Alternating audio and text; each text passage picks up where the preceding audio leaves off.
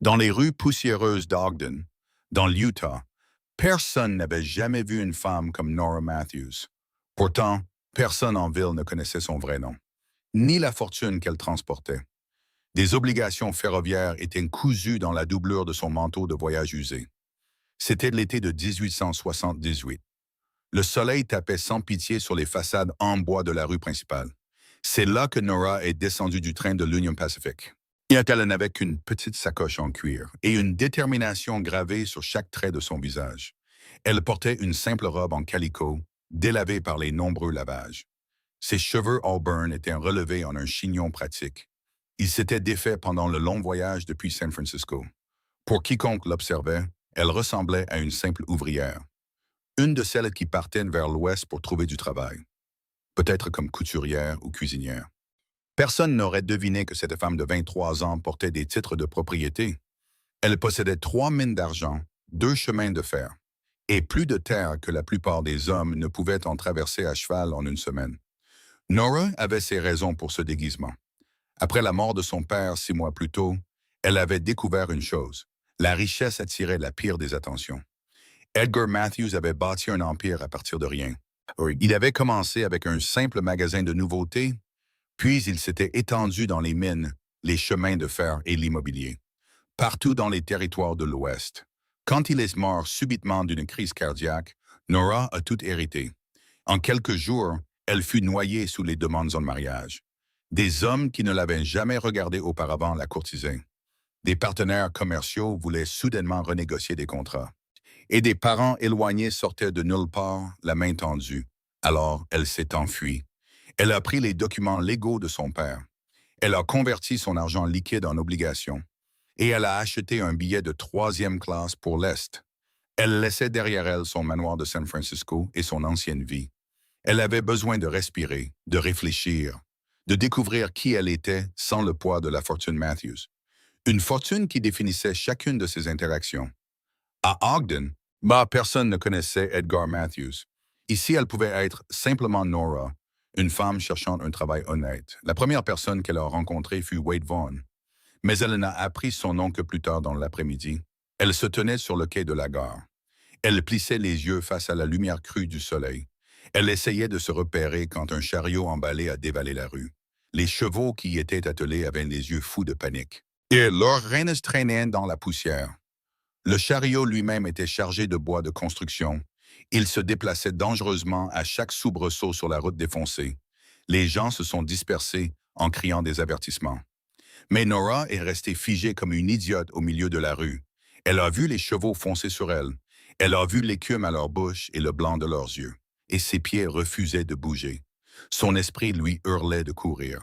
Mais son corps refusait d'obéir. Il était paralysé par le choc soudain du danger. Après tant d'années de sécurité soigneusement contrôlée. Puis quelqu'un l'a percuté sur le côté. Un mur de muscles et d'élan qui les a projetés tous les deux dans la poussière. Ils ont roulé 2 fois, enchevêtrés, et ils se sont immobilisés contre le mur du magasin général. Juste au moment où le chariot passait dans trombe, les manquant de quelques centimètres. Nora gisait là, haletante, le goût de la terre et de la peur dans la bouche. Son cœur battait si fort qu'elle a cru qu'il allait lui transpercer les côtes. « Vous êtes blessé ?» a demandé une voix d'homme, rauque d'inquiétude. Elle a cligné des yeux vers son sauveur, et elle s'est retrouvée à regarder les yeux les plus bleus qu'elle ait jamais vus. Ils étaient de la couleur du ciel juste après l'aube, clairs, vifs et inquiets. L'homme avait une mâchoire forte, couverte d'une barbe de plusieurs jours.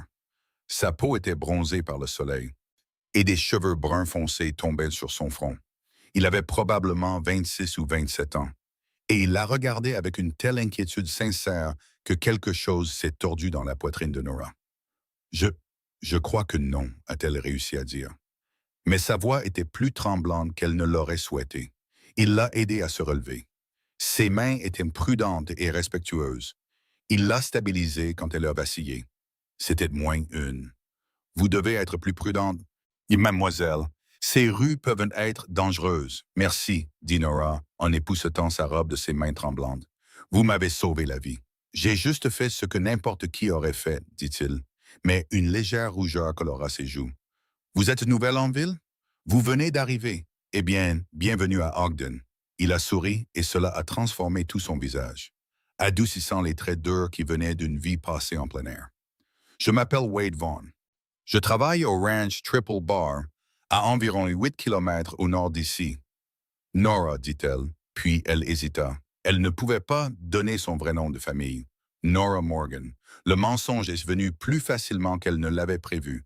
Elle a ressenti une pointe de culpabilité en le disant, mais Wade a simplement hoché la tête, l'acceptant sans poser de questions. Vous cherchez du travail, mademoiselle Morgan, ou vous êtes juste de passage? Je cherche du travail, admit Nora. Je sais coudre, cuisiner, nettoyer. Je suis doué avec les chiffres aussi. L'expression de Wade devint pensive. Eh bien, les Henderson qui tiennent de la pension cherchent toujours de l'aide. Madame Henderson se fait vieille. Elle aurait bien besoin de quelqu'un pour l'aider à la cuisine et au ménage. C'est juste au bout de la rue, le bâtiment blanc avec les volets bleus. Merci, Monsieur Vaughn. Wade, la corrigea-t-il, avec ce même sourire. Et de rien. J'espère qu'Ogden vous traitera bien, Mademoiselle Morgan. Il a touché son chapeau et s'est éloigné. Ses bottes soulevaient de petits nuages de poussière à chaque pas. Nora le regarda partir. Elle remarqua l'assurance facile de sa démarche, la façon dont ses épaules remplissaient sa chemise de coton usé, le ceinturon de son pistolet porté bas sur ses hanches. Il se déplaçait comme un homme à l'aise dans sa peau, à sa place dans cette rude ville de la frontière, d'une manière dont elle ne s'était jamais sentie à sa place nulle part. Elle se secoua. Elle n'était pas venue à Ogden pour soupirer après des cowboys. Elle était venue pour se trouver, pour découvrir qui était vraiment Nora Matthews sous tout cet argent et ses attentes. Une romance était la dernière chose dont elle avait besoin. Pourtant, en ramassant sa sacoche et en se dirigeant vers la pension que Wade avait mentionnée, elle se surprit à espérer le revoir. Les Henderson étaient exactement comme Wade les avait décrits. Yes, Martin Henderson était un homme bourru d'une 60aine d'années, avec des yeux bienveillants et des mains noueuses. Sa femme, Emma, était une femme rondelette aux cheveux d'argent et au sourire chaleureux.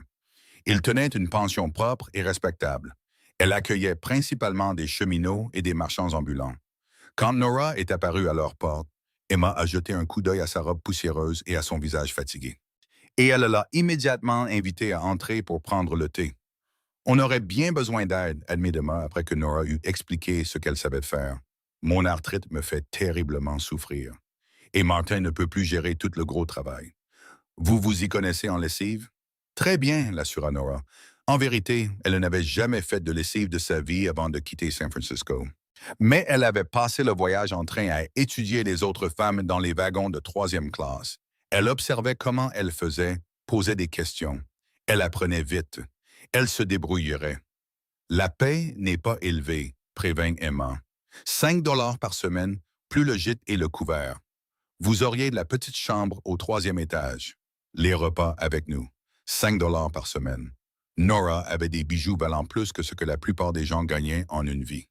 Ils étaient dans un coffre de banque à San Francisco. Mais elle hocha la tête sérieusement, comme si elle se demandait si 5 $ suffisaient. Cela me semble juste. Le visage d'Emma s'illumina. Merveilleux. Quand pouvez-vous commencer? Dès maintenant si vous avez besoin de moi.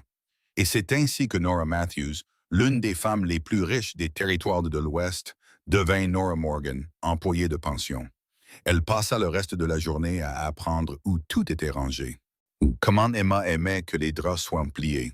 À quelle heure les pensionnaires attendaient leur repas. Ses mains, douces après des années de privilèges, commencèrent à lui faire mal. Elles n'étaient pas habituées à ce travail.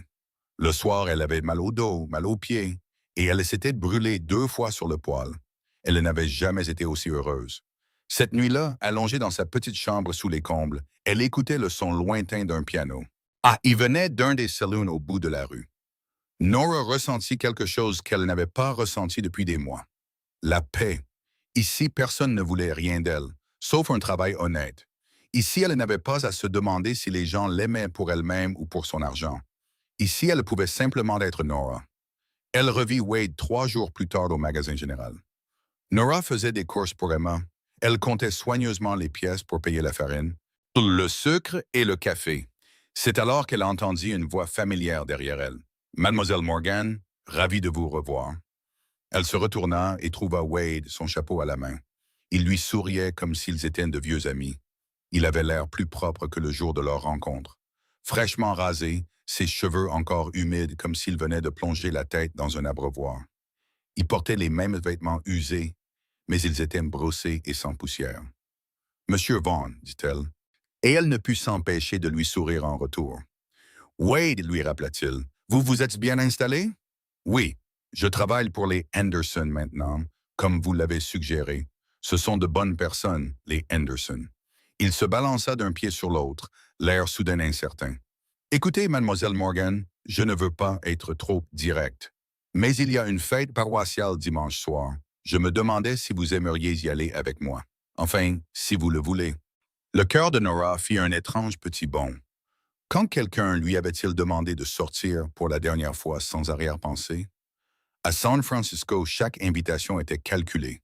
Chaque événement social était un coup aux échecs dans le jeu sans fin de la politique mondaine. J'aimerais beaucoup, s'entendit-elle dire. Le visage de Wade s'illumina comme si elle venait de lui donner la meilleure nouvelle de sa vie. Vraiment? C'est super. Je passerai à la pension vers 6 heures, si ça vous va. 6 heures, c'est parfait. Il remit son chapeau, toujours souriant. À dimanche alors, mademoiselle Morgan. Nora, dit-elle, si je dois vous appeler Wade, vous devez m'appeler Nora. D'accord alors, Nora. La façon dont il prononça son nom, douce et prudente, comme si c'était quelque chose de précieux, fit naître une chaleur dans sa poitrine. À dimanche, elle le regarda partir, puis réalisa que la vendeuse du magasin la fixait d'un air amusé. B. Wade Vaughn est un homme bien, dit la vendeuse, un des meilleurs. Il travaille dur, ne boit pas trop, va à l'église régulièrement. Vous pourriez trouver pire. Nora sentit ses joues s'empourprer. Nous sommes juste amis. Bien sûr, dit la vendeuse, mais elle souriait. Le dimanche sembla mettre une éternité à arriver. Mais quand il fut enfin là, Nora se sentit plus nerveuse que pour n'importe quel bal mondain à San Francisco. Elle n'avait que 2 robes. Celle en calicot avec laquelle elle était arrivée et une autre un peu plus jolie en coton bleu foncé. Elle choisit la bleue, attacha soigneusement ses cheveux et se pinça les joues pour se donner des couleurs. Car elle ne possédait certainement plus de ferd. Emma remarqua ses préparatifs et sourit d'un air entendu. « Tu es ravissante, ma chère. » « Wade Vaughn est un homme chanceux. C'est juste une fête paroissiale, protesta Nora. « c'est ce qu'elles disent toutes. » Mais les yeux d'Emma pétillaient. Wade arriva à 6 heures précises, l'air fraîchement lavé et nerveux. Il avait plaqué ses cheveux en arrière avec de l'eau. Et il portait ce qui était clairement ses plus beaux vêtements. Un pantalon propre, une chemise blanche et un gilet qui avait connu des jours meilleurs, mais qui était proprement reprisé. Il tenait son chapeau à la main et avait l'air si sérieux, debout sur le porche de la pension, que Nora sentit son cœur se serrer. « Oh, vous êtes vraiment jolie, dit-il, puis il parut immédiatement embarrassé. « Désolé, ce n'était probablement pas correct de dire ça. »« C'était très correct, l'assura Nora. Merci. Vous êtes très élégant, vous aussi. » Ils marchèrent ensemble vers l'église dans l'air chaud du soir. Le soleil commençait à peine à se coucher, peignant le ciel de nuances d'orange et de rose. Ogden était une ville assez petite pour que tout le monde se connaisse. Et Nora sentit des regards curieux sur eux alors qu'ils passaient. Elle entendit des chuchotements, vit des sourires entendus. À San Francisco, ce genre d'attention l'aurait rendue nerveuse, consciente que chaque mot et chaque geste étaient jugés et mesurés. Ici, cela semblait juste amical. La fête paroissiale se tenait dans la cour derrière la petite église blanche à la lisière de la ville. Quelqu'un avait accroché des lanternes entre les arbres. Des tables avaient été installées avec de la nourriture et de la limonade. Quelques hommes avaient apporté des instruments et la musique emplissait l'air vive et joyeuse. Les enfants couraient en jouant à chat, tandis que les adultes se tenaient en groupe, parlant et riant. Wade présenta Nora à ce qui semblait être la moitié de la ville. Il y avait le shérif Tom Brennan, un homme buriné aux yeux vifs qui la jaugea rapidement et parut l'approuver. Où il y avait le docteur Harrison et sa femme Mary. Ils commencèrent immédiatement à interroger Nora sur ses talents de couturière. Car la ville avait désespérément besoin d'une bonne couturière. Il y avait l'institutrice, Mademoiselle Peters, et le directeur de la banque, Monsieur Carlyle, et le propriétaire du saloon Lucky Dollar, et ainsi de suite. Tout le monde était amical, l'accueillant à Ogden sans réserve. Personne ne lui demanda d'où elle venait ni pourquoi elle était venue. Dans l'Ouest, les gens comprenaient que chacun avait ses raisons de se diriger vers la frontière. Et il n'était pas poli de se montrer indiscret. Vous voulez de la limonade? Demanda Wade une fois les présentations terminées. S'il vous plaît. Il leur apporta à tous les deux des verres de limonade acidulée et sucrée. Et ils trouvèrent une place sous un peuplier où ils pouvaient observer les festivités. Pendant un moment, ils restèrent là, sirotant leur boisson sans parler. Mais c'était un silence confortable. Nora fut surprise de voir à quel point il était facile d'être avec Wade. Il ne remplissait pas chaque instant de bavardage. Il ne semblait pas avoir besoin de divertissement ou d'attention constant. Il était juste solide, stable et présent, d'une manière qui la faisait se sentir ancrée. Parlez-moi de vous, dit-elle finalement. Avez-vous toujours été un cowboy? Wade gloussa. Il n'y a pas grand-chose à dire, honnêtement. J'ai grandi dans un ranch du Wyoming. Juste mon père et moi après la mort de ma mère quand j'avais 8 ans. J'ai appris à monter à cheval, à manier le lasso et à m'occuper du bétail avant de savoir à peine marcher. Mon père est mort il y a 5 ans et j'ai vendu notre propriété. J'ai utilisé l'argent pour voyager un peu. J'ai fini par arriver ici à Ogden il y a environ 2 ans. J'ai été embauché au Triple Bar. C'est un bon travail, un travail honnête. Ça me plaît. N'avez-vous jamais envie d'avoir à nouveau votre propre propriété? Il resta silencieux un moment, le regard lointain. Parfois, mais la terre est chère et je ne suis qu'un simple cow-boy. Il me faudrait des années pour économiser assez si jamais j'y arrivais. Mais je me suis fait une raison. J'ai un toit sur la tête, de la nourriture dans le ventre, de bons chevaux à monter. C'est plus que ce que beaucoup de gens ont. Il n'y avait aucune amertume dans sa voix, juste de l'acceptation. Nora se mit à penser à ses mines d'argent et à ses chemins de feu. Toute cette richesse qu'elle n'avait jamais rien fait pour mériter. Wade travaillait du lever au coucher du soleil, un labeur éreintant, et il ne posséderait probablement jamais plus que les vêtements qu'il portait et peut-être un bon cheval. Pendant ce temps, elle avait plus de terre qu'elle ne savait quoi en faire. Héritée par un simple accident de naissance. L'injustice de la situation lui serra la poitrine. Et vous? Demanda Wade en se tournant pour la regarder. Qu'est-ce qui vous amène à Ogden? Nora choisit ses mots avec soin. J'avais besoin d'un nouveau départ. L'endroit où j'étais avant, c'était étouffant. Trop d'attentes, trop de gens qui voulaient des choses de moi. J'avais besoin d'un endroit où je pouvais simplement être moi-même. Je peux comprendre ça. Les yeux de Wade étaient pleins de sympathie. Eh bien, j'espère que vous trouverez ce que vous cherchez ici. Je pense que c'est possible. Ah, dit doucement Nora, et elle réalisa qu'elle le pensait vraiment. Les musiciens entamèrent un air plus entraînant et les gens commencèrent à danser.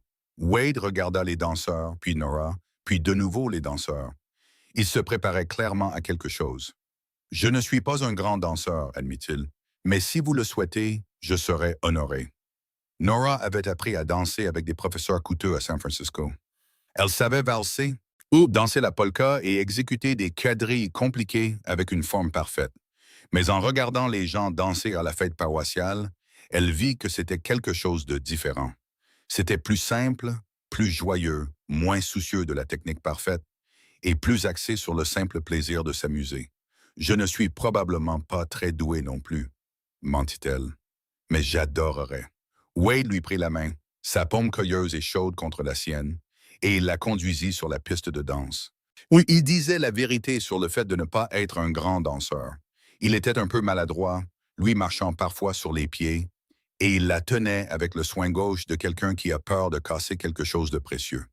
Mais il y avait quelque chose d'attachant dans sa concentration sérieuse, la façon dont il se mordait la lèvre en essayant de se souvenir des pas, la façon dont il s'excusait à chaque fois qu'il faisait une erreur. « Vous vous en sortez très bien », l'assura Nora, riant quand il faillit trébucher sur ses propres pieds. « Je me ridiculise, dit-il, mais il souriait. Peut-être un peu, mais c'est charmant. Ils dansèrent encore 3 chansons. Et à la dernière, Wade s'était suffisamment détendu pour vraiment s'amuser. Quand la musique s'arrêta enfin, ils étaient tous les deux rouges, essoufflés et souriants. « Je devrais vous raccompagner, dit Wade à contre-cœur, alors que le ciel s'assombrissait et que les étoiles commençaient à apparaître. Je ne veux pas que les gens parlent si vous rentrez trop tard. » Ils retournèrent dans les rues calmes, leurs épaules se frôlant parfois. Devant la porte de la pension, Wade s'arrêta et se tourna vers elle. « J'ai passé une très bonne soirée, Nora. Moi aussi. Pourrions-nous peut-être recommencer un de ces jours? Il y a un bal dans une grange le mois prochain. Et j'adorerais vous y emmener si vous le voulez. Je le veux, dit Nora, et fut récompensée par un autre de ses sourires éclatants. Bonne nuit alors. Wade hésita, puis lui prit la main et déposa un doux baiser sur ses doigts, ses lèvres effleurant à peine sa peau. C'était le plus chaste des gestes, mais il envoya une vague de chaleur dans tout son corps. Bonne nuit, Wade. Elle le regarda s'éloigner dans l'obscurité. Puis elle entra, sa main picotant encore là où il l'avait embrassée. Les semaines suivantes suivirent un schéma régulier. Nora travaillait à la pension pendant la journée, en qu'apprenant les rythmes de cette nouvelle vie. Ses mains s'endurcirent avec le travail. Sa peau devint plus foncée à cause du soleil. Et elle découvrit des muscles dont elle ignorait l'existence. C'était épuisant, mais elle y trouvait une satisfaction qu'elle n'avait jamais ressentie auparavant. À la fin de chaque journée, elle pouvait regarder les chambres propres, le linge plié, les repas servis, et savoir qu'elle avait accompli quelque chose de réel de ses propres mains. Wade venait en ville tous les dimanches sans faute, et ils passaient l'après-midi ensemble. Parfois, ils se promenaient le long de la rivière qui coulait à l'est de la ville. Ils parlaient de tout et de rien. Parfois, ils s'asseyaient sur le porche de la pension, et Wade lui racontait des histoires sur la vie au ranch, sur le bétail têtu, les chevaux intelligents et le travail sans fin pour faire tourner des milliers d'hectares. Parfois, ils restèrent simplement assis dans un silence confortable, à regarder le monde passer. Nora se rendit compte qu'elle tombait amoureuse de lui, lentement, sûrement, comme l'eau qui use la pierre. Ce n'était pas la passion dramatique et théâtrale qu'elle avait lue dans les romans. C'était plus calme que ça, plus profond.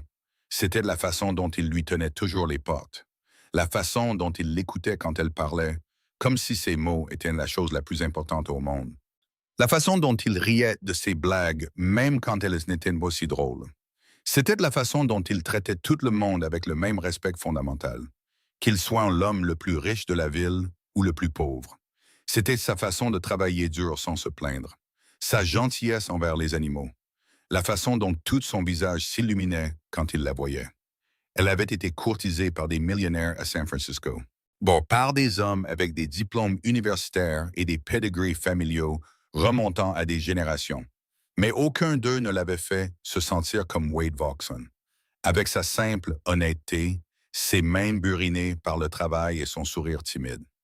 Un soir de fin août, environ 6 semaines après son arrivée à Ogden, Wade l'emmena voir le coucher de soleil, depuis une colline surplombant la ville. Ils s'assirent ensemble sur l'herbe chaude, regardant le ciel viré alors, au cramoisi et au pourpre. Nora, dit doucement Wade, je dois te dire quelque chose. Son cœur bondit dans sa gorge. Qu'est-ce que c'est? Je ne suis pas doué avec les mots, alors je vais le dire directement. Je suis en train de tomber amoureux de toi. Non, ce n'est pas ça. Je suis déjà tombé. Je suis amoureux de toi. Il se tourna pour la regarder, ses yeux bleus sérieux et vulnérables. Je sais que je n'ai pas grand-chose à offrir. Je ne suis qu'un cowboy et tu mérites quelqu'un qui peut te donner une belle maison, de jolies robes et une vie facile. Mais je t'aime et je passerai chaque jour de ma vie à essayer de te rendre heureuse si tu me le permets. Des larmes piquèrent les yeux de Nora. À ce moment-là, elle ne désirait rien de plus que de lui dire la vérité. De dire qu'elle était en fait l'une des femmes les plus riches du territoire. Qu'elle pourrait lui acheter 100 ranchs si elle le voulait. Que l'argent était le cadet de leurs soucis. Mais les mots restèrent coincés dans sa gorge. Si elle lui disait maintenant, tout changerait. Il la regarderait différemment. Il pourrait se sentir gêné d'être pauvre. Ou il pourrait se demander si elle s'était moquée de lui tout ce temps. Il pourrait la demander en mariage par sens du devoir, pensant qu'elle s'y attendait maintenant qu'il savait qu'elle était riche. Ou pire, il pourrait la demander en mariage à cause de l'argent, à cause de ce qu'elle pouvait lui donner. Non, elle ne pouvait pas lui dire. Pas encore. Pas avant d'être absolument sûre que ce qu'il ressentait était réel, que c'était pour elle et non pour ce qu'elle avait. Wade, dit-elle en attrapant sa main, tu n'es pas juste un cowboy. Tu es le meilleur homme que j'ai jamais connu. Tu es honnête, gentil et travailleur. Tu me fais rire. Tu me fais me sentir en sécurité. Tu me fais sentir que je peux être moi-même sans faire semblant ou prendre des airs. Et elle prit une profonde inspiration. Je t'aime aussi. La joie qui se répandit sur son visage fut comme un lever de soleil, Il la serra contre lui et elle s'y blottit volontiers. Elle écoutait le battement régulier de son cœur. « Je veux t'épouser, dit Wade dans ses cheveux. Je sais que c'est rapide, mais je n'ai jamais été aussi sûr de quoi que ce soit dans ma vie. Veux-tu m'épouser, Nora? » Tout en elle voulait dire oui, mais des considérations pratiques s'imposèrent. Comment vivrions-nous? Ouais, je sais ce que tu gagnes au ranch, Wade. C'est à peine assez pour une personne, encore moins pour deux. J'ai économisé, dit-il. Pas beaucoup, mais un peu. Et j'ai parlé au patron, Monsieur Patterson. Il a une petite cabane au bord de la propriété qu'il nous laisserait utiliser. Ce n'est pas luxueux, juste 2 pièces et une cuisine en appentis, mais c'est solide et sec. Tu pourrais continuer à travailler à la pension si tu voulais, pour rapporter un peu d'argent en plus. Nous serions pauvres, mais nous serions ensemble. N'est-ce pas ce qui compte? Il lui offrait tout ce qu'il avait, sa vie entière et son avenir, sans hésitation. Et il n'avait aucune idée qu'elle pouvait acheter tout le ranch où il travaillait sans entamer sa fortune. La culpabilité était écrasante. « Oui, dit-elle, car que pouvait-elle dire d'autre? Oui, je veux bien t'épouser. » Wade poussa un cri de joie qui a probablement porté jusqu'à la ville. Il la souleva et la fit tourner jusqu'à ce qu'ils soient tous les deux étourdis et riants. Puis il la reposa doucement et l'embrassa. Un baiser doux, tendre et plein de promesses. C'était le premier vrai baiser de Nora, et il était parfait. Ils se marièrent 3 semaines plus tard dans la même petite église où la fête avait eu lieu. Emma Henderson aida Nora à confectionner une simple robe blanche, et la moitié de la ville est venue assister à la cérémonie. Mon Nora portait des fleurs sauvages dans ses cheveux, et Wade portait ses plus beaux vêtements. Et quand ils ont prononcé leurs vœux, il y avait des larmes dans leurs 2 yeux. Nora Morgan devint Nora Vaughn. Et si quelqu'un remarqua qu'elle ne mentionna jamais d'où elle venait ni qui était sa famille, ils furent trop polis pour le commenter. La cabane que Wade avait mentionnée s'est avérée encore plus petite qu'il ne l'avait décrite. Elle se trouvait à la lisière de la propriété du ranch Triple Bar, à une bonne heure de cheval de la ville. La pièce principale servait de cuisine, de salle à manger et de salon tout en un. La chambre était à peine assez grande pour un lit étroit et une petite commode. La cuisine en appentis avait un poêle capricieux qui fumait quand le vent soufflait mal. Toute la structure penchait légèrement vers la gauche, et quand il pleuvait, il y avait une fuite dans le plafond de la chambre qui nécessitait le placement stratégique d'un seau. C'était la période la plus heureuse de la vie de Nora. Elle a quitté son travail à la pension, en partie parce que la distance le rendait peu pratique, et en partie parce que Wade la voulait plus près de lui. Elle passait ses journées à apprendre à être une femme de ranch, ce qui était encore plus difficile que d'être une employée de pension. Elle a appris à cuisiner sur le poêle qui fumait, et à laver le linge dans une bassine à l'extérieur, à s'occuper d'un petit potager, à conserver la nourriture pour l'hiver. Ses mains, qui commençaient à peine à s'endurcir, développèrent de vraies callosités. Son dos lui faisait constamment mal. Elle n'avait jamais travaillé aussi dur de sa vie. Mais alors Wade rentrait au coucher du soleil, poussiéreux et fatigué d'une journée à réparer des clôtures ou à déplacer du bétail. Et son visage s'illuminait dans la voyant. Il l'embrassait comme si elle était la meilleure chose qui lui soit jamais arrivée. Ils mangeaient le simple dîner qu'elle avait préparé. Puis ils s'asseyaient ensemble sur le porche dans l'air frais du soir. Et Wade lui racontait sa journée pendant qu'elle raccommodait ses chemises ou travaillait sur une courte pointe. La nuit, ils se blottissaient l'un contre l'autre dans leur lit étroit. Et Wade la serrait fort et lui disait à quel point il l'aimait. Et Nora pensait à quel point c'était ridicule. Elle avait un manoir vide à San Francisco, tandis qu'elle vivait dans une cabane de 2 pièces qui fuyait. Mais elle n'aurait échangé cela pour rien au monde. La culpabilité de son secret la rongeait, cependant. Elle s'était dit qu'elle avouerait une fois sûre des sentiments de Wade. Et elle en était sûre maintenant. Il l'aimait complètement, vraiment, de tout son cœur. Mais au fil des semaines et des mois, il devenait plus difficile de trouver le bon moment. Comment mentionner nonchalamment que vous êtes en fait immensément riche? Quel était le moment approprié pour révéler que vous aviez menti par omission pendant toute leur relation? Elle n'arrêtait pas de repousser, se disant qu'elle le ferait demain, la semaine prochaine, le mois prochain.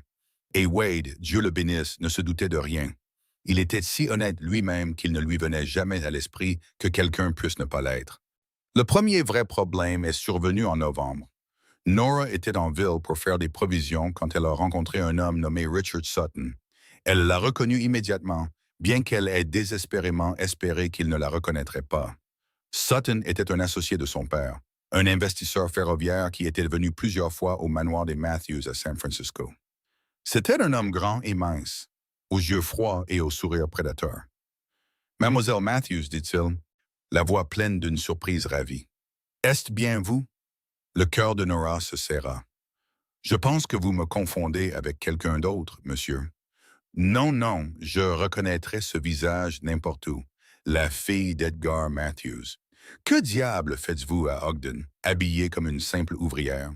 Ses yeux étaient calculateurs, déjà en train de chercher des angles. Il y a des gens à San Francisco qui se sont beaucoup inquiétés pour vous. Vous avez disparu sans laisser de traces. S'il vous plaît, moi dis doucement, Nora, vous devez me confondre avec quelqu'un d'autre. Mon nom est Nora Vaughn. Vaughan, vous vous êtes mariée? Sutton parut ravi de cette nouvelle. Votre mari sait-il qui vous êtes vraiment? Connaît-il votre fortune? Monsieur, je ne sais pas de quoi vous parlez. Mais Sutton ne se laissa pas décourager. Allons, mademoiselle Matthews. C'est un jeu bien élaboré que vous jouez. Est-ce que ça a un rapport avec la succession de votre père? Vous cachez-vous de créanciers? Je vous assure que la fortune des Matthews est tout à fait en sécurité. Les gens dans le magasin commençaient à les dévisager. Nora sentit la panique monter en elle. Vous me confondez avec quelqu'un d'autre, répéta-t-elle plus fort cette fois. Mon nom est Nora Vaughn. Je ne suis jamais allée à San Francisco. Elle le bouscula et s'enfuit du magasin, laissant son panier à moitié rempli derrière elle. Elle l'entendit l'appeler, mais elle ne s'arrêta pas avant d'atteindre la pension. Là, elle franchit la porte et s'effondra pratiquement dans les bras d'Emma Henderson. « Mon Dieu, mon enfant, que s'est-il passé? » demanda Emma, alarmée. « Il y avait un homme, il pensait que j'étais quelqu'un d'autre. Il ne voulait pas me croire quand je lui ai dit qu'il se trompait. » L'expression d'Emma devint protectrice. « Il vous a fait du mal. Il vous a menacé. » « Non, rien de tout ça. Il était juste très insistant. Ça m'a fait peur. Eh bien, restez ici aussi longtemps que vous en aurez besoin pour vous calmer. Je vais vous faire du thé. » Nora s'assit dans la cuisine d'Emma, sirotant son thé et essayant d'arrêter de trembler. Et si Sutton ne laissait pas tomber? Et s'il commençait à poser des questions en ville, à dire aux gens que Nora Vaughn était en fait Nora Matthews, l'héritière d'une fortune? Et si la nouvelle parvenait à Wade? Elle devait lui dire. Elle devait lui dire avant que quelqu'un d'autre ne le fasse. Mais quand Wade est venu la chercher ce soir-là, inquiet parce que le commerçant avait mentionné qu'elle était partie sans ses achats, elle a regardé son visage soucieux et n'a pas trouvé les mots. Comment commencer? Comment expliquer qu'elle lui mentait depuis des mois? Cet homme, Sutton, l'ennuyait, dit Emma avant que Nora ne puisse parler. Il insistait sur le fait qu'elle était quelqu'un d'autre, une certaine Matthews. La pauvre chérie était toute secouée. L'expression de Wade s'assombrit. Il t'a contrarié. C'était juste un malentendu, dit Nora rapidement. Il pensait que j'étais quelqu'un qu'il connaissait. Eh bien, s'il t'ennuie à nouveau, tu me le dis. La mâchoire de Wade était serrée d'une manière que Nora avait rarement vue. Personne n'a le droit d'effrayer ma femme. Cette nuit-là, allongée dans son lit, le bras de Wade autour de sa taille, Nora fixa le plafond et essaya de trouver le courage de parler. Mais plus le silence s'étirait, plus cela devenait difficile. Jusqu'à ce que finalement l'épuisement la gagne et qu'elle tombe dans un sommeil agité. Elle se réveilla pour trouver Wade déjà parti, au travail avant l'aube comme d'habitude. Il y avait un mot sur la table, de son écriture soignée mais malhabile. Parti au pâturage nord, de retour à la nuit tombée, je t'aime. Nora plia soigneusement le mot et le glissa dans sa poche. Elle sentait le poids de sa tromperie comme une pierre autour de son cou. Richard Sutton ne laissa pas tomber. Au cours des semaines suivantes, il fit des recherches en ville. Nora l'apprit par Emma, qui l'apprit du commerçant, qui l'apprit du directeur de la banque. Sutton posait des questions sur Nora Vaughn. D'où elle venait, comment elle avait atterri à Ogden, si elle avait de l'argent. Il s'intéressait particulièrement à son mari, ce Wade Vaughn, et au genre d'homme qu'il était. Les conversations en ville commençaient à devenir spéculatives. Personne ne savait trop quoi penser de l'intérêt de cet étranger pour leur nouvelle résidente. Certaines pensaient que Nora fuyait peut-être une mauvaise situation, peut-être une famille abusive ou des fiançailles rompues. D'autres pensaient qu'elle avait peut-être été témoin d'un crime et se cachait pour sa sécurité.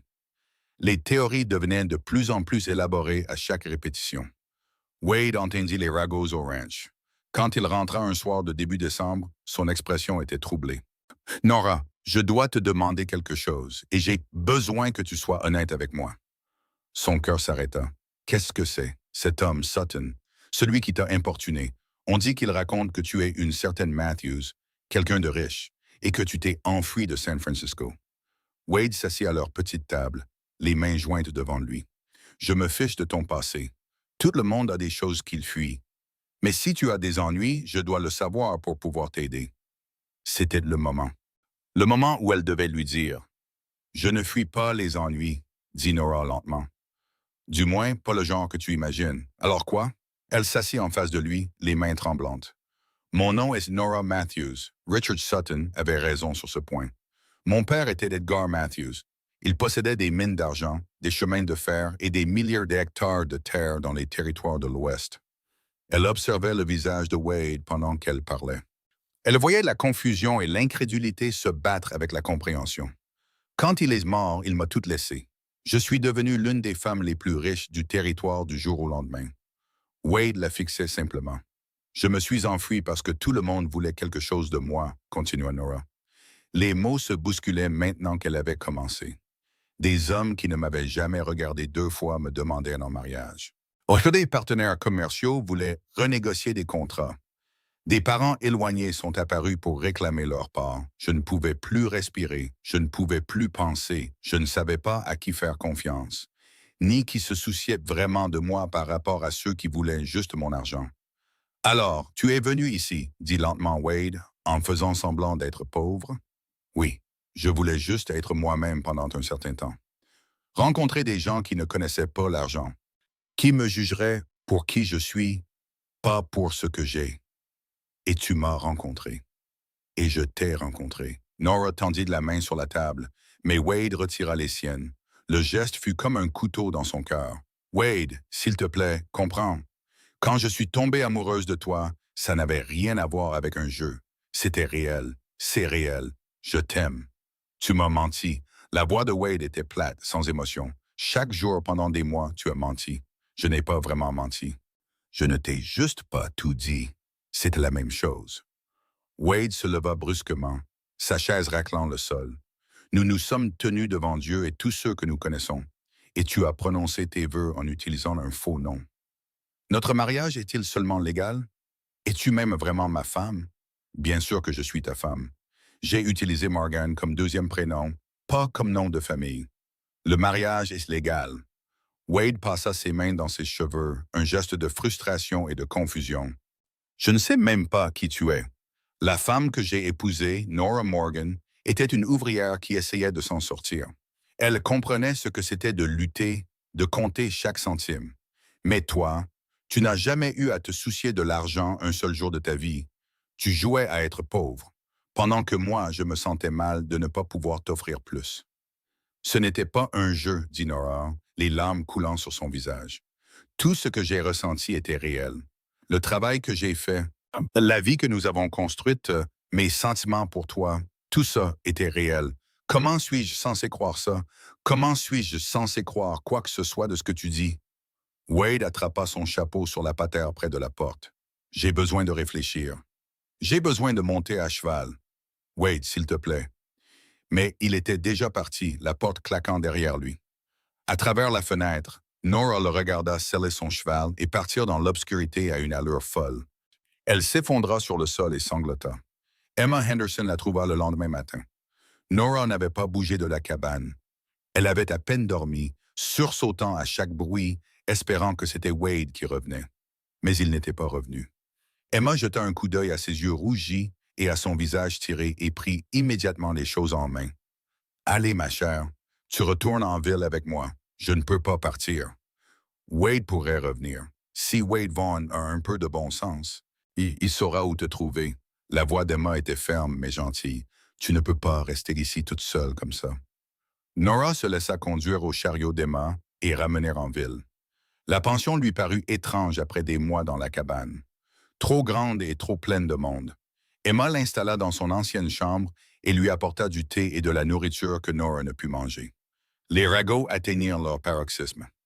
Quelqu'un avait compris que Richard Sutton disait la vérité. Que Nora était bien l'héritière des Matthews. La nouvelle que l'une des femmes les plus riches du territoire avait vécu parmi eux comme une simple ouvrière était trop délicieuse pour ne pas se répandre. En quelques jours, tout le monde à Ogden était au courant. Certaines personnes étaient compatissantes, comprenant qu'elle avait eu besoin d'échapper à la pression de sa fortune. D'autres se sentaient trompés, en colère qu'elle ait prétendu être l'une des leurs. Quelques hommes opportunistes commencèrent à se présenter à la pension avec des propositions commerciales et des opportunités d'investissement. Emma les chassa toutes avec un balai. Wade n'est pas venu. 3 jours après leur dispute, Nora reçut un visiteur. Le propriétaire du ranch Triple Bar, Douglas Patterson. C'était un homme brusque et direct d'une 50aine d'années, et il semblait mal à l'aise assis dans le salon de la pension. « Madame Vaughn, dit-il, je dois vous parler de Wade. » Le cœur de Nora bondit. « Est-ce qu'il va bien? Est-ce qu'il est blessé? » « Il va bien physiquement. Mais il est dans un sale état depuis votre dispute. Il boit trop, ne dort pas, mange à peine. Les autres hommes s'inquiètent pour lui. Patterson se tortilla sur sa chaise. « Écoutez, je ne prétends pas comprendre ce qui s'est passé entre vous deux. Wade ne veut pas en parler.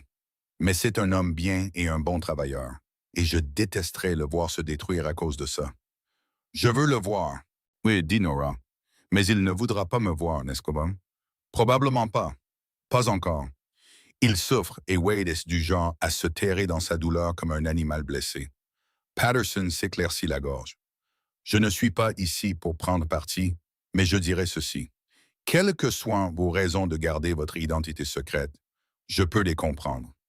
L'argent change la façon dont les gens vous voient.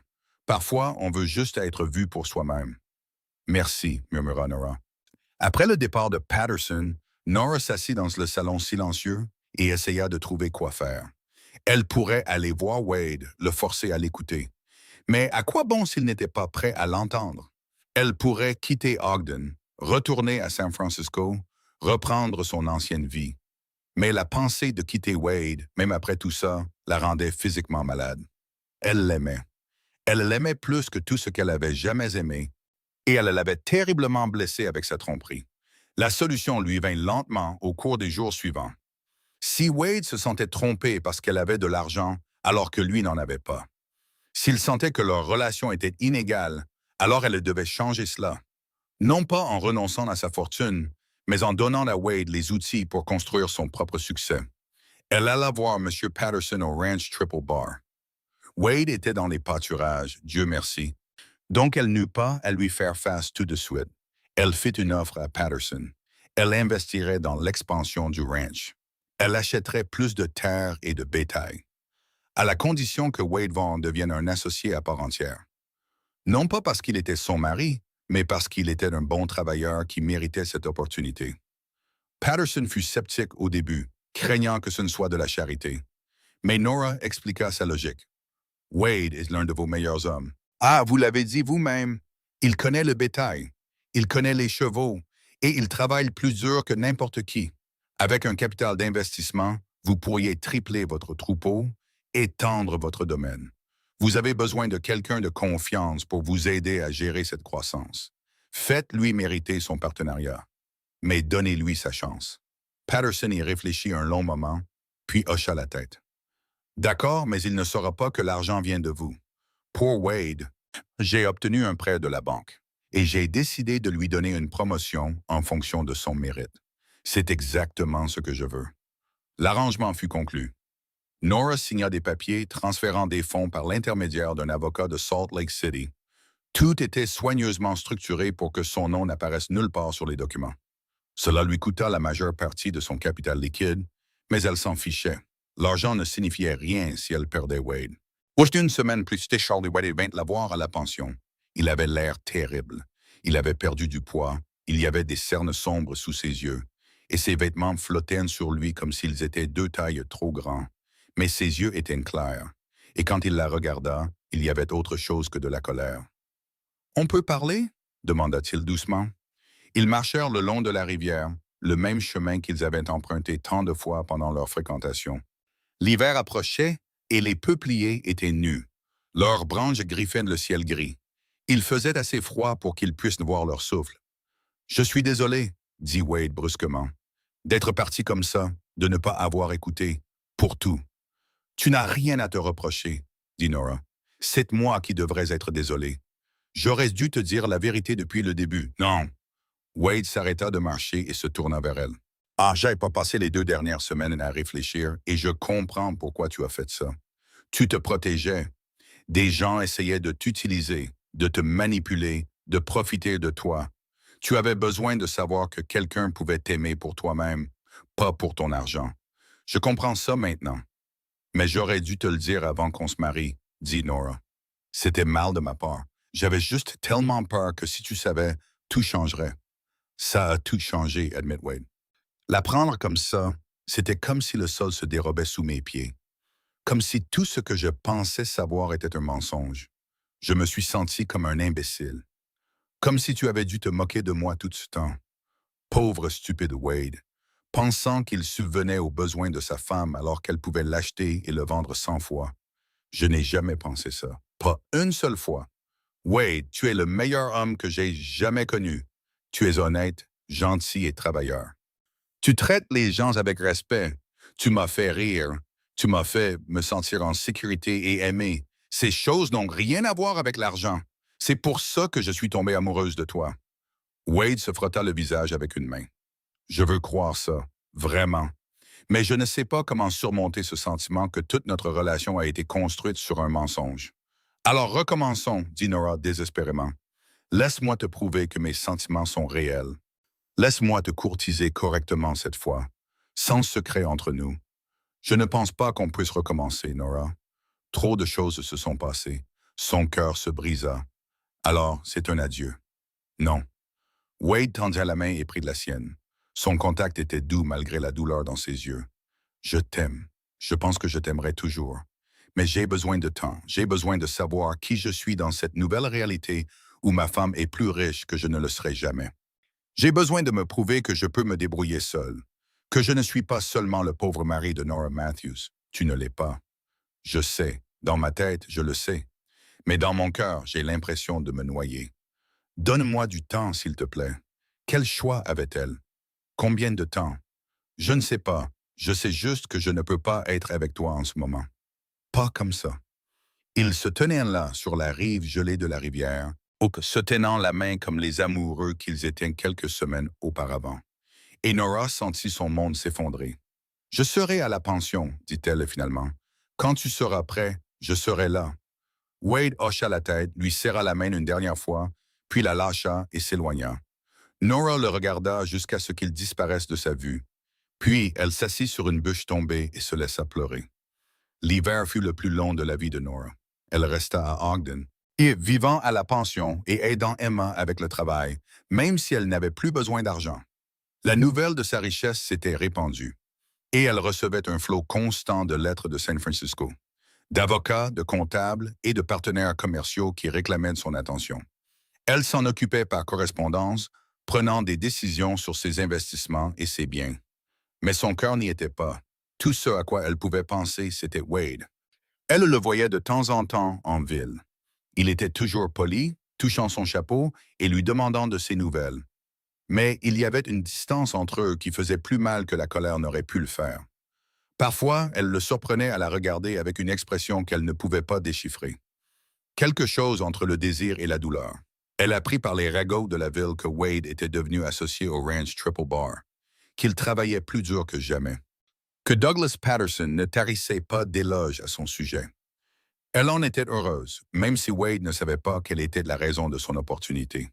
Noël est arrivé et reparti.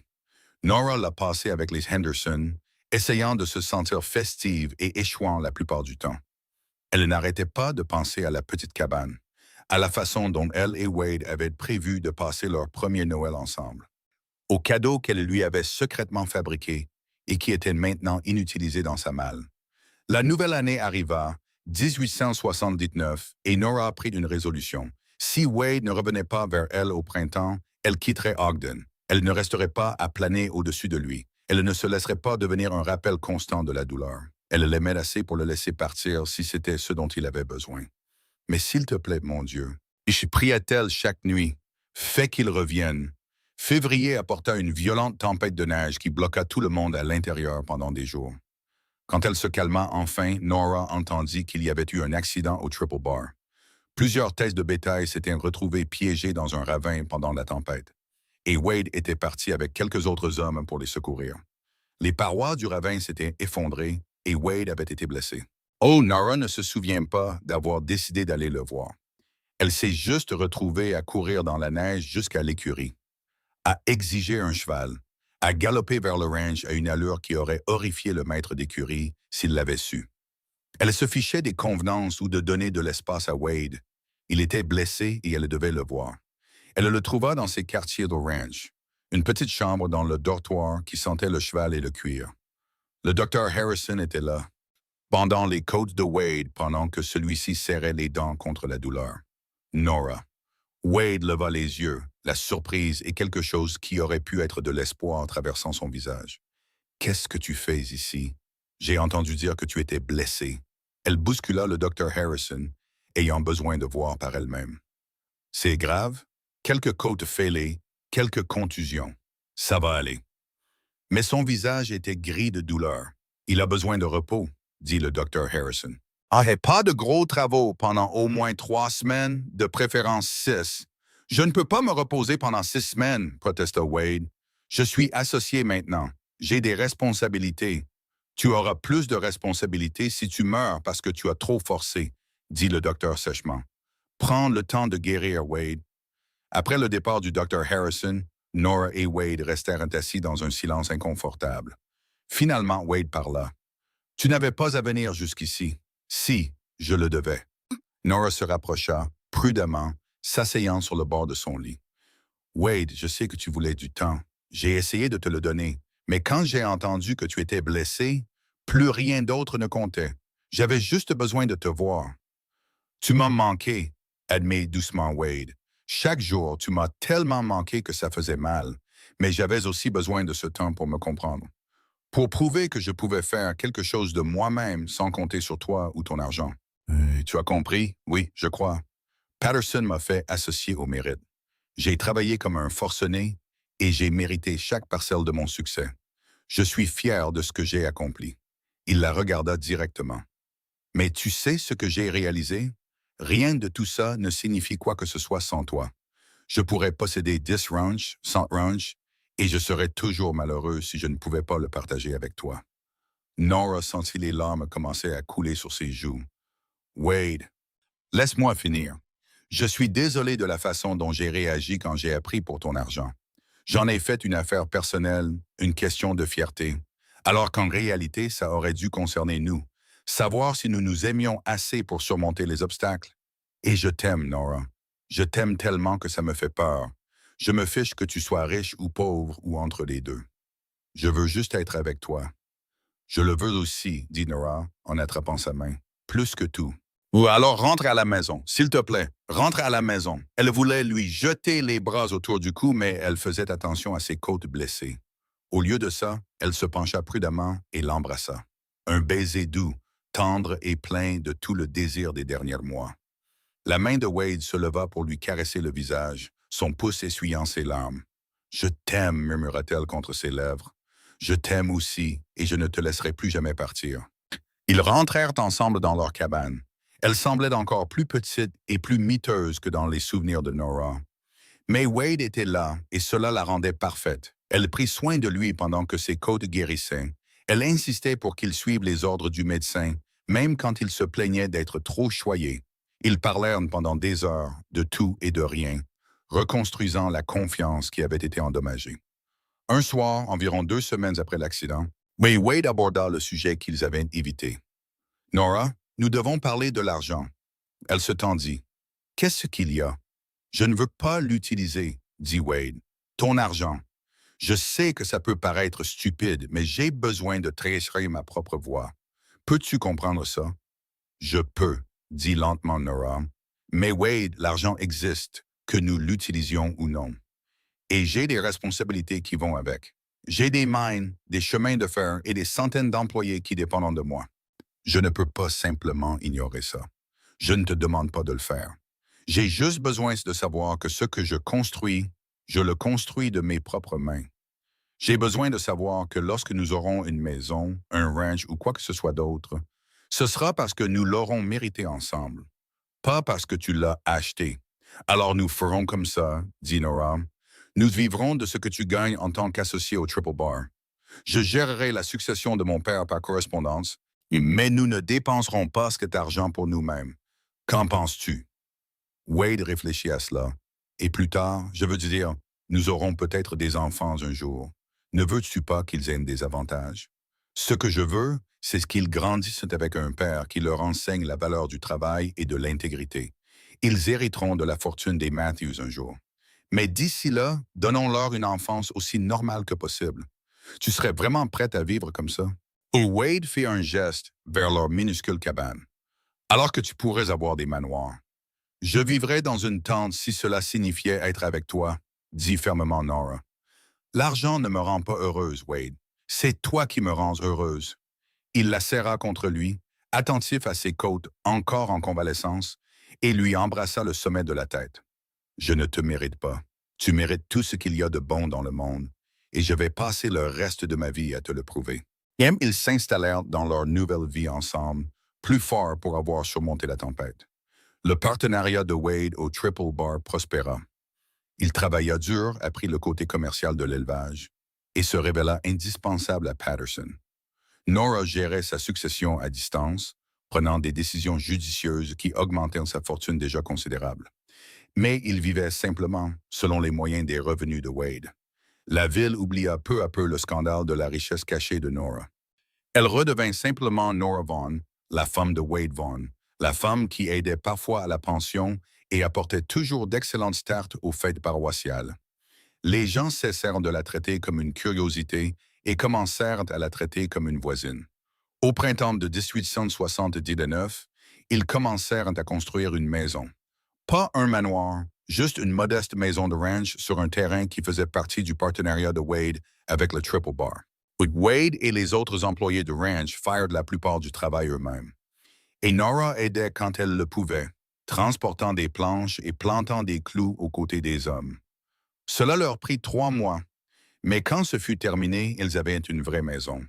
3 chambres, une vraie cuisine, un salon et un porche qui donnait sur la vallée. C'est parfait, dit Nora alors qu'ils se tenaient sur le porche lors de leur première nuit dans la nouvelle maison. C'est à nous, dit Wade. On s'embrase autour de sa taille. Chaque planche, chaque clou. Nous avons construit ça ensemble. Cette nuit-là, ils inaugurèrent leur nouvelle maison comme il se doit. Et 9 mois plus tard, en février 1880, Nora donna naissance à un fils. Ils l'appelèrent William, en l'honneur du père de Wade, et il avait les yeux bleus de son père et les cheveux auburn de sa mère. Être mère était plus difficile que n'importe quel travail que Nora avait jamais fait. Plus difficile que de gérer une pension ou une succession. William avait des coliques et dormait à peine. Et il y avait des nuits où Nora faisait les 100 pas avec lui, si épuisée qu'elle pouvait à peine voir clair. Mais alors il la regardait avec ses yeux bleus, où Wade rentrait de la grange et lui prenait le bébé pour qu'elle puisse se reposer. Et tout semblait en valoir la peine. Ils eurent 2 autres enfants au cours des 5 années suivantes, ou une fille nommée Grace en 1881 et un autre fils nommé Thomas en 1884. La maison qui avait semblé si spacieuse se remplit de bruit, de chaos et d'amour. Wade était un père merveilleux, patient et joueur. Il apprenait à ses enfants à monter à cheval, à manier le lasso et à traiter les animaux avec gentillesse. Nora leur apprenait à lire, à compter et à réfléchir de manière critique sur le monde qui les entourait. Ils ne parlèrent jamais aux enfants de la fortune des Matthews, pas pendant qu'ils étaient jeunes. Pour autant que William, Grace et Thomas le sachent, ils n'étaient qu'une famille de ranch normale. Ils travaillaient pour ce qu'ils avaient, appréciaient ce qu'on leur donnait, et apprenaient à être reconnaissants pour les choses importantes. La famille, la santé, l'amour. En 1885, Douglas Patterson mourut subitement d'une attaque. Il n'avait pas d'enfant et son testament laissait sa part de ranch Triple Bar à Wade, le reconnaissant comme le fils que Patterson n'avait jamais eu. Wade fut anéanti par la perte de son mentor et ami, mais il sentait aussi le poids de la responsabilité. Il était maintenant le propriétaire majoritaire de l'un des plus grands ranchs du territoire. Je n'aurais rien pu faire de tout ça sans toi, dit-il à Nora le soir après les funérailles de Patterson. Tu m'as donné la chance de faire mes preuves, et même quand j'étais trop têtu et fier pour le voir. Tu as fait tes preuves tout seul, dit Nora. J'ai juste fait en sorte que tu en aies l'opportunité. Wade la regarda vivement. Qu'est-ce que tu veux dire? Et ainsi, finalement, 10 ans après l'avoir fait, Nora dit à Wade la vérité sur l'origine du capital d'expansion de Patterson. Elle expliqua comment elle avait investi dans le ranch, comment elle avait insisté pour que Wade devienne associé au mérite, comment elle avait tout structuré pour que Wade ne le sache jamais. Elle se prépara à la colère, mais Wade se mit à rire.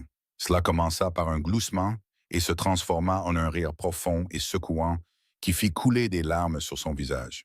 Bien sûr que tu l'as fait, dit-il quand il put enfin parler.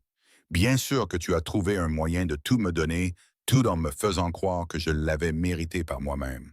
C'est la chose la plus toi que j'ai jamais entendue. Tu es en colère? Non. Je devrais l'être, probablement. Mais je ne le suis pas. Parce que tu avais raison. Si tu m'avais juste donné un ranch, je me serais senti comme un assisté. Mais de cette façon, j'ai travaillé pour ça. Je l'ai mérité. Le fait que tu aies rendu cela possible ne change rien au travail que j'ai fourni. Il la serra contre lui. Merci d'avoir cru en moi, même quand je ne croyais pas en moi-même. Toujours, murmura Nora. En 1890, quand William eut 10 ans, Wade et Nora décidèrent qu'il était temps de dire la vérité aux enfants sur la fortune de leur mère. Ils les firent asseoir un soir après le dîner et leur expliquèrent tout. Qui avait été Edgar Matthews, ce que Nora avait hérité. Comment elle et Wade s'étaient rencontrés et étaient tombés amoureux avant qu'ils ne connaissent l'argent. William, toujours le plus pragmatique, demanda « Ça veut dire qu'on est riche? » « Ça veut dire que votre mère est riche, corrigea Wade. Et un jour, vous hériterez de cette richesse. Mais d'ici là, nous vivons comme nous avons toujours vécu. Vous travaillerez pour ce que vous voulez et vous l'apprécierez d'autant plus de l'avoir mérité. » Grace, qui avait 8 ans et était romantique, demanda « Tu t'es vraiment enfui d'un manoir pour vivre dans une cabane? » « C'est vrai, confirma Nora, parce que je préférerais vivre dans une cabane avec votre père que dans un manoir sans lui. » Thomas, qui n'avait que 6 ans, voulait juste savoir s'il pouvait avoir un chiot. Les enfants s'adaptèrent à cette nouvelle connaissance à leur manière. William devint curieux des affaires et commença à poser des questions à Nora sur la gestion de ses investissements. Grace se mit à écrire des histoires dramatiques sur des princesses qui renonçaient à leur royaume par amour. Thomas eut son chiot et resta béatement indifférent à tout ce qui n'impliquait pas les animaux ou le plein air. La vie continua son rythme régulier. Le ranch prospéra sous la direction de Wade. Les enfants grandirent. La fortune de Nora continua de croître également, bien qu'ils vivent toujours simplement, épargnant et investissant la majeure partie. Ils étaient heureux. En 1895, quand William avait 15 ans, Grace 13 et Thomas 11, Nora y mena enfin sa famille à San Francisco. Il était temps de voir le manoir des Matthews, de comprendre d'où venait Nora et ce à quoi elle avait renoncé.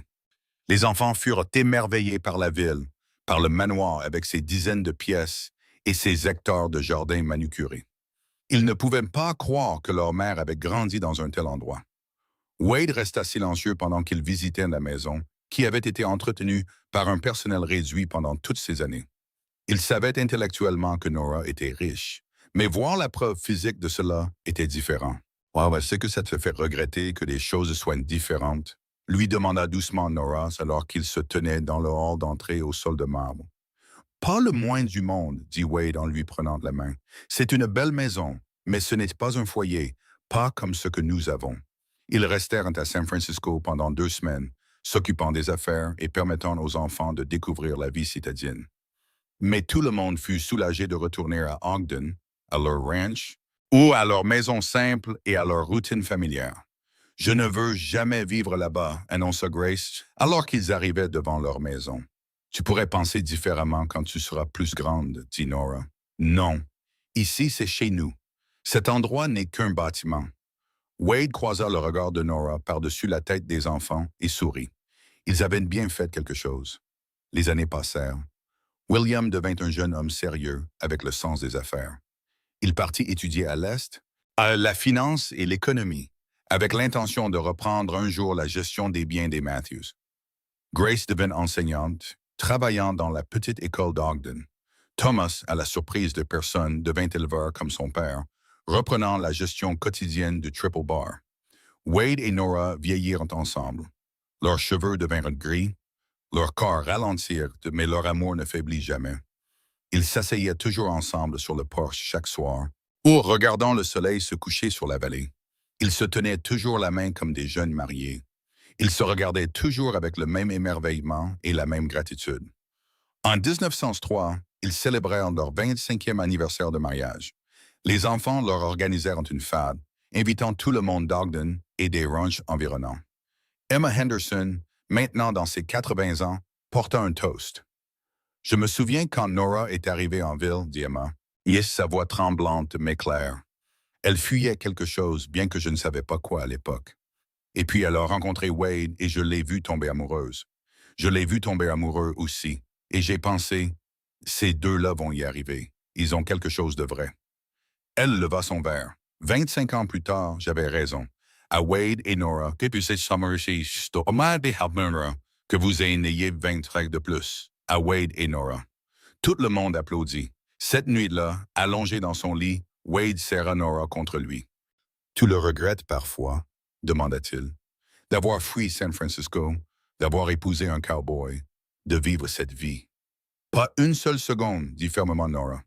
Tu m'as donné quelque chose que je n'avais jamais eu auparavant, la liberté d'être moi-même. Tu m'as aimé avant de connaître l'argent, et c'est un cadeau inestimable. Je t'aimerai quoi qu'il arrive, dit Wade. Riche, pauvre, peu importe. Tu es la meilleure chose qui me soit jamais arrivée. Et tu es la meilleure chose qui me soit jamais arrivée.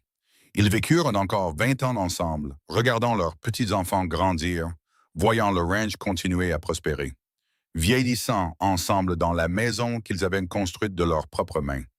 Quand Wade mourut paisiblement dans son sommeil en 1923, à l'âge de 71 ans, Nora lui tint la main et murmura qu'elle l'aimerait pour toujours.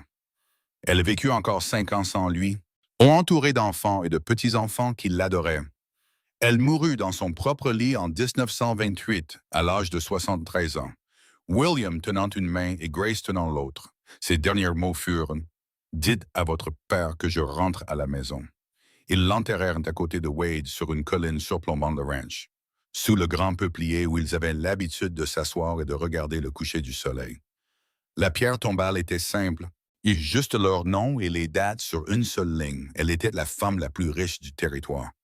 Il l'a aimée avant même de le savoir. Et ça, au final, c'était tout ce qui comptait. Le ranch Triple Bar continua de prospérer sous la direction de Thomas, puis de ses enfants après lui. La fortune des Matthews fut utilisée pour créer des écoles et des hôpitaux dans les territoires de l'Ouest, améliorant des vies d'une manière qu'Edgar Matthews n'aurait jamais pu imaginer. William bâtit un empire financier qui aida d'innombrables petites entreprises à démarrer. Les élèves de Grace devinrent eux-mêmes des enseignants, propageant l'éducation à travers la frontière. Mais le véritable héritage de Nora et Wade était plus simple que cela. C'était dans la façon dont ils s'étaient aimés. Complètement, honnêtement, sans réserve ni condition. C'était dans la famille qu'ils avaient construite, les valeurs qu'ils avaient transmises, l'exemple qu'ils avaient donné. Or, des années plus tard, lorsque l'arrière-petit-fils de Thomas posa des questions sur la pierre tombale, sur ce que cette ligne signifiait, Thomas lui raconta l'histoire. Comment son arrière-grand-mère s'était enfuie d'une fortune pour se trouver. Comment elle avait rencontré un cowboy qui l'aimait pour qui elle était, pas pour ce qu'elle avait. Comment ils avaient construit une vie ensemble, basée sur le respect mutuel et une affection sincère. Comment l'argent avait failli les déchirer, mais leur amour avait été assez fort pour le surmonter. C'est la chose la plus romantique que j'ai jamais entendue, dit l'arrière-petit-fils. C'est vrai, acquiesça Thomas, mais plus que ça, c'est une leçon. L'argent ne rend pas heureux. Le pouvoir ne rend pas heureux. Ce qui rend heureux, c'est de trouver quelqu'un qui vous voit vraiment et aime ce qu'il voit. Tes arrière-grands-parents avaient ça. Tout le monde n'a pas cette chance. Ont-ils vraiment vécu dans cette minuscule cabane alors qu'ils auraient pu avoir un manoir? Ils l'ont fait pendant des années et ils y étaient heureux. Je ne comprends pas ça. Tu comprendras, dit Thomas, quand tu tomberas amoureux. Et ainsi l'histoire fut transmise de génération en génération, devenant partie intégrante de la légende familiale.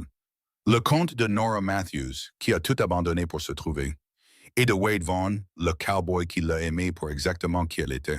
Un rappel que les meilleures choses de la vie ne peuvent être achetées, que le véritable amour est inestimable, et que parfois, la plus grande richesse se trouve dans les endroits les plus simples. La fortune des Matthews est finalement devenue une fondation qui existe encore aujourd'hui.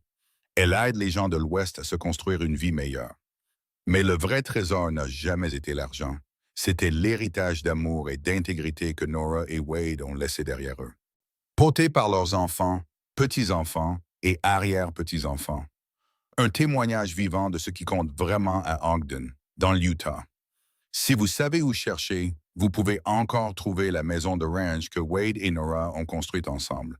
Elle a été agrandie et modernisée au fil des ans, mais la structure originale est toujours là, y compris le porche où ils s'asseyaient ensemble chaque soir. Le Ranch Triple Bar est toujours en activité, l'un des domaines les plus prospères du territoire. Géré par les descendants de Vaughn qui ont appris de Wade que le travail acharné et l'honnêteté valent plus que n'importe quelle fortune. Et sur la colline surplombant la vallée, sous le peuplier, deux pierres tombales se dressent côte à côte, érodées par plus d'un siècle de soleil, de vent et de neige. Les visiteurs s'y arrêtent parfois, attirés par l'inscription romantique, et ils s'interrogent sur les personnes enterrées en dessous. Qui était cette femme riche? Qui était le cow-boy qui l'aimait? Quelle était leur histoire? Les réponses sont dans la terre elle-même, dans le ranch qui fonctionne encore, dans la fondation qui aide encore les gens, dans la famille qui se réunit encore pour des réunions et raconte des histoires sur leurs ancêtres remarquables. Les réponses sont dans chaque coucher de soleil vu depuis ce porche, dans chaque veau né au Triple Bar, dans chaque vie changée par la Fondation Matthews. Mais surtout, les réponses sont dans la simple vérité gravée sur ces pierres tombales, que le véritable amour transcende la richesse, que voir quelqu'un pour ce qu'il est vraiment est le plus grand cadeau que l'on puisse offrir, et que construire une vie ensemble, planche par planche et jour après jour, vaut plus que n'importe quel héritage. Nora Matthews est arrivée à Ogden avec rien d'autre qu'une fortune secrète et un cœur plein de solitude. Elle est partie 63 ans plus tard, ayant vécu une vie riche de toutes les manières qui comptent vraiment. Et Wade Vaughn, le cowboy qui lui a sauvé la vie ce premier jour dans la rue poussiéreuse, a passé chaque jour suivant à la sauver de toutes les manières qui comptaient. Tout comme elle l'a sauvé. Ils n'étaient pas un couple parfait. Ils se sont disputés, ont lutté et ont fait des erreurs. Ils se sont blessés et ont dû apprendre à pardonner. Ils ont fait face à des obstacles qui auraient dû les déchirer. Mais ils se sont choisis l'un l'autre, chaque jour. Et ce choix a fait toute la différence à la fin. L'histoire de Nora et Wade n'est pas vraiment celle d'une femme riche et d'un cowboy pauvre. C'est l'histoire de deux personnes qui se sont trouvées contre toute attente, qui ont construit quelque chose de réel et de durable ensemble, qui ont prouvé que l'amour, le véritable amour, est plus fort que la fierté, l'argent ou la peur. C'est avoir le courage d'être soi-même, la sagesse de voir les autres clairement et la grâce d'aimer sans réserve. C'est tout simplement une histoire d'amour pour les âges. Et comme toutes les meilleures histoires d'amour, elle a une fin heureuse. Non pas parce que tout était parfait, mais parce que deux personnes ont décidé que ce qu'elles avaient ensemble valait la peine de se battre, valait la peine de se sacrifier, valait la peine de construire une vie autour. Ils ont choisi l'amour plutôt que la richesse, l'honnêteté plutôt que la fierté, le partenariat plutôt que le pouvoir.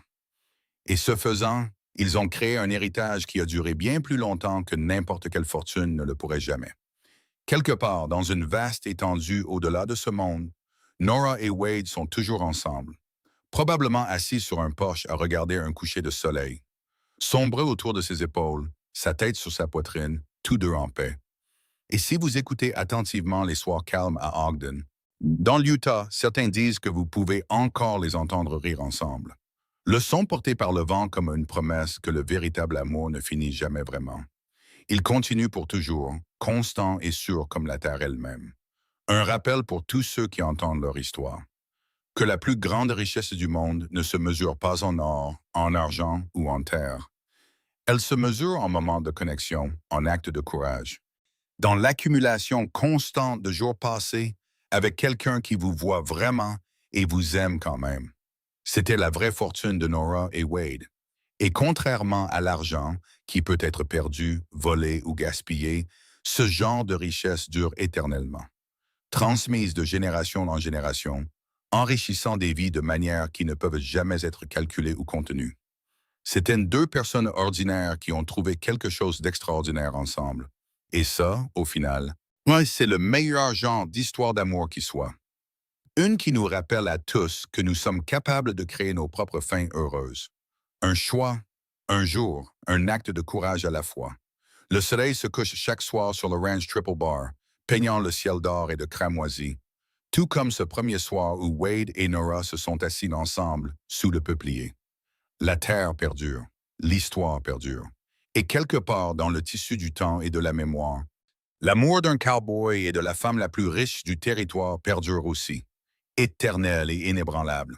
Un phare d'espoir pour quiconque s'est déjà demandé si le véritable amour existait vraiment.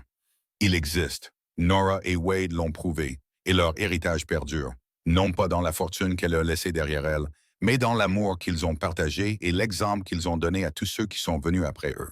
Oui, ils nous ont montré que les meilleures choses de la vie ne peuvent être achetées, que voir quelqu'un clairement est un acte d'amour, et que construire une vie ensemble, jour après jour et moment par moment, est la plus grande aventure de toutes.